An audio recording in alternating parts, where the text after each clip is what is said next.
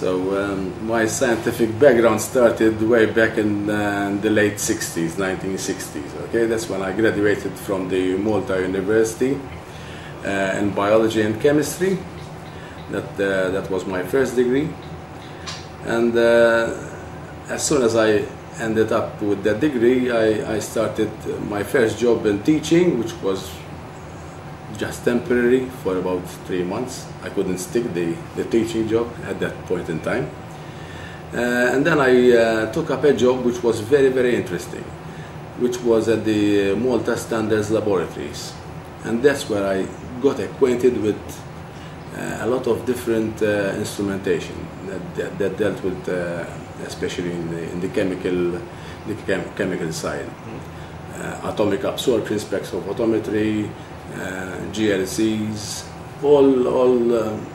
they were new at that time, just coming out on the market. And so I got this first-hand knowledge for a whole year on this vast type of new instrumentation that was coming out on the market. And we used to analyze from oils, flash points, viscosities, to foodstuffs, milk powder, milk, all kinds of grape juices, anything to deal with food. So it was a very good introduction for me in the instrumentation field, because obviously during the degree we had some contact with some instruments, but obviously it was very, very brief.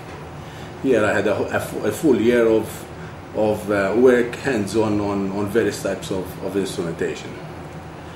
After that period, I got a job with the Public Works Department, government department, and that they were dealing with an idea of treating sewage then in the early 70s.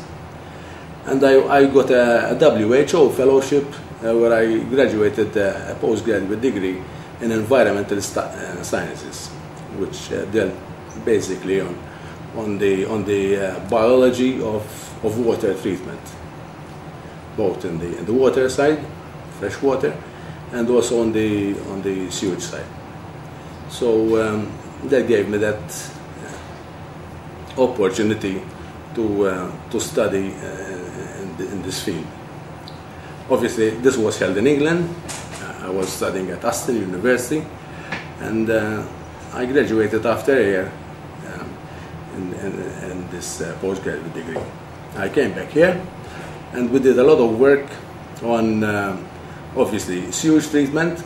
We had activated sludge type of sewage treatment, then a pilot plant at the government farm at Marsa, and we did a lot of different types of analytical work involved using again numerous types of instrumentation, mainly spectrophotometry instrumentation, which obviously I had a very good background in that first year before my postgraduate.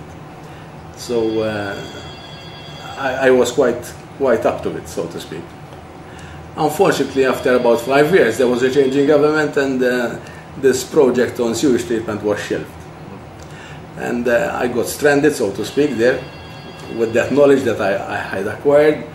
And at that particular point in time, there was Libyan institutes which were working here in Malta, and they had one of these institutes was presenting the student with environmental sciences. And obviously I was attracted to this job, and I finished up lecturing environmental studies to Libyan students here in Malta first. Then there was a political issue, and these Libyan institutes were transferred back to Libya, and I found myself working in the middle of the Sahara Desert in a Libyan institute lecturing on environmental studies, mainly on wastewater treatment. In that particular institute, there was both a water treatment plant and a sewage treatment plant. So obviously I could use both these plants during my lecturing hours to amplify all the aspects that I had to give to the students.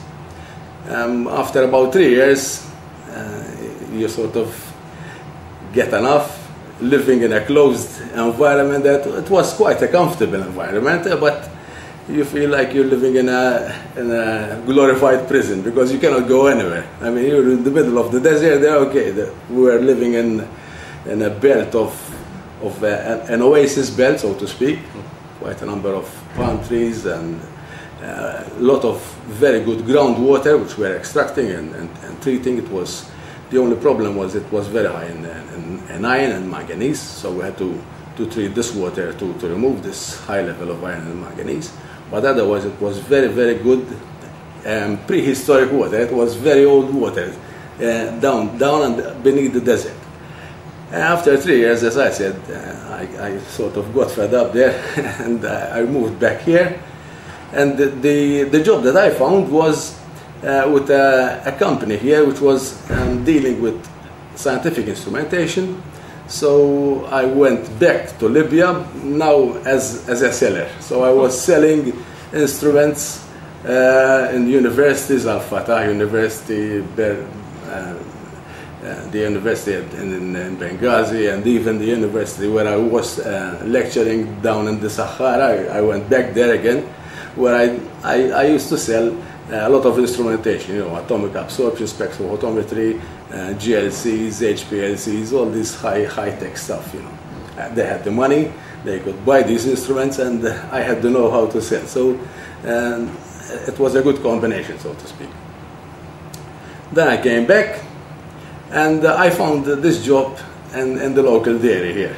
After about 4 years working as a salesman, I found this job here at the local dairy, which at that particular point in time it was being privatized. The dairy initially was a government department, and the government of the day decided to privatize the dairy, bringing it on a private basis. And I applied for this job. They wanted a person in quality control, and obviously I didn't know much about dairy. I knew about something about milk analysis from the first job I had at the Malta Standards Board, but that was quite some years back, and obviously I had to start anew, so to speak. But having all that scientific background behind you, nothing is impossible, so to speak. You put your head to it and you'll do it. I did some training. I was sent abroad in Austria in a dairy institute, where I did about 6 months there, so I could get the latest know-how on dairy technology. I came back and I set up the quality control laboratory here. And we had 2 types of laboratories. There was the milk intake laboratory, where we analyze milk that was being intaked on a daily basis for quality. And we had the production laboratory, which was obviously dealing with all the production processes that are going on in the dairy. We are here in front of this auto analyzer, which is a dedicated instrument that analyzes milk and gives us the chemical profile of the milk. That means it gives us the fat content, the protein, and the lactose. These are the 3 main nutrients that we find in milk. And apart from that, it also gives us the number of cells, which we call somatic cells, that are present in milk. These are similar to the white blood cells that we find in our system, and these are there just in case a malady strikes. They reproduce in numbers so that they attack the invaded microbe, so that they obviously get rid of it. So normally these cells are low in number when there is nothing wrong with the herd or the cow. When there is a microbe which is attacking the animal, then obviously the cells multiply, and therefore their numbers, if they are on the increase, are indicative of a malady that is striking the cow or the herd. So whenever we find an increase in number, we phone up the vet, or phone up the herdsman concerned, so that he will take care about what's happening on his herd. What normally happens is that the herdsman then brings us individual cow samples, which we again pass to this machine, and therefore this machine will identify the defaulting cow or cows that are having this problem. And in that case, then the vet, when he comes over to look at the malady concern, he can concentrate his effort on the cow or cows concerned. And this is a very big improvement in our quality control system, because we're putting this feedback to the herdsman himself, and he can control the herd, medically speaking, now in a much better way than he used to do before. So this dairy job brought me in contact with new types of technological apparatus, because obviously by the time that I came here, a lot of novelties came into play in laboratories, especially auto-analysis especially, and I started to remake. They had already a quality control laboratory, but obviously it was being run in quite an old-fashioned way. It used to be a government department, as I said.